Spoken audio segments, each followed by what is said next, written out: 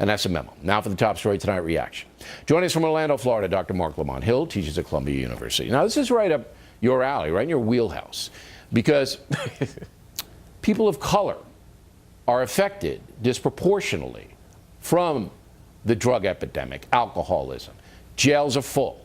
Now the cry is, oh, they're nonviolent offenders, these heroin dealers. We shouldn't sentence them to that much.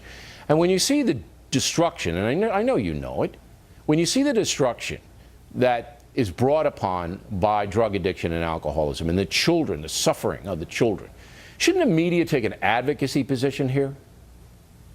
I think, as you said earlier, the media has a responsibility to tell the truth. You just mentioned heroin dealers and being soft on heroin dealers. 80% of people who are incarcerated for drugs are not big-time dope dealers. They're small-time drug users. We have a medical problem that we've essentially criminalized. That's not true. They're dealers. You don't get sentenced to prison for using, except maybe in some very simple possession cases primitive counties. Widespread. The statistics are, all right, that you must sell and you must possess a certain amount to be charged with a felony. It's a misdemeanor to carry. Right. But, okay, and you know that. So don't when you look at power, issue. Go ahead. No, I'm not pedifying this. I'm saying I'm doing just the opposite. I'm saying that this is a serious medical issue that needs to be treated as a medicalized response as opposed to a criminalized response. So that means what? Yeah. Doctors go into your house against your will and drag you out and put you in a hospital? No. Is that what they do? What I mean is we don't want to have prisons filled with crack addicts and heroin addicts. I'd rather have prisons filled with addicts. I'd rather have treatment. They divert them into treatment almost all the time.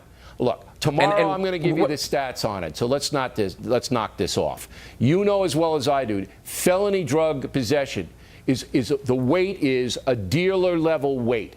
Yet you on the left say, oh no, it's not a violent crime. They're not violent criminals selling crack and cocaine and heroin. No. It is a violent crime. You know it is. It enslaves people. Well, you're missing my point. My point is that drug addiction itself is a medical issue. We need to find ways to deal with that. With regard to Whitney Houston, let me finish the point. You should let me say the point before you disagree with it.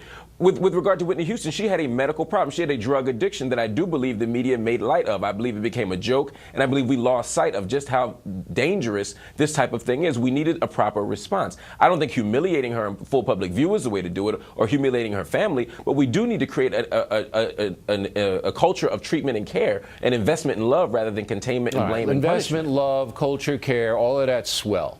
But what is needed in this country is the media to take an advocacy position that using narcotics is wrong. It's bad. It's not good for society. It's not good for anything. And we don't have that here in this country. We have a tacit acceptance of it. All right? And the African-American community, I mean, it devastates some of those communities, and yet we don't hear anything about it, and it's just wrong. It is wrong. Well, I won't go so far as to say we don't hear anything about it. I think it's the way we talk about it. For example, with the example of Whitney Houston, and Matt Lauer said this to you, it's not that we didn't see that Whitney Houston was spiraling downward. It's not that we didn't see that drug use was negatively affecting her. There's nobody who saw Whitney Houston who didn't see that drugs were negatively affecting her. Who said to her, hey, this is wrong not only for you, but for your daughter? Tell me one person. Her family did. Her family did. Her you mother, don't know what her family did, and that's not the media. I'm talking media. She sat for major interviews, and nobody looked at her and said, you know what? You should stop this, and this is terrible, and it's sending a terrible example to other people. What? Well, it depends. I don't think as journalists our job is to go around wagging our finger at people. Our job is to tell the truth.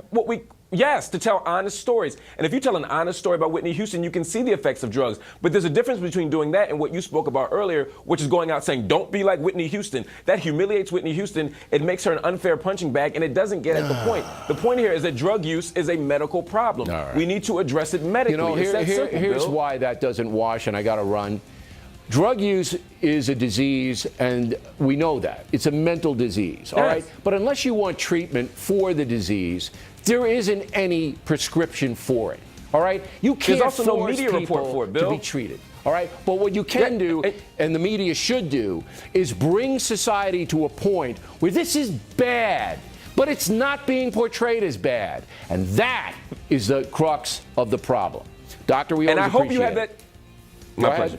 Last word, go. I hope you have that same outrage when the media doesn't tell the truth about politics, about what's going on in Washington, what's going on around the world. There's a whole range of things. All right. Well, you got to go. I don't see the outrage, though. Warriors will be talking about children and marijuana upcoming. Next on the rundown.